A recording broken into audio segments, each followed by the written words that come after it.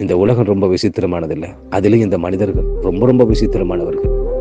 உருகி உருகி அன்பை கொடுத்து பார்க்காத போது தவிச்சு, பேசாத போது துடிச்சு நேசிச்சவங்க, பேசாம மௌனமா இருக்கும் போதும், யாரோன்னு கடந்து போகும் போதும், எல்லாத்தையும் மறந்துட்டு இயல்பான வாழ்க்கை அவங்க வாழ்வதை பார்க்கும் போதும் மனசுல ஏற்படுற வலி இருக்குல்ல, அது ரொம்ப ரொம்ப கொடுமையானது.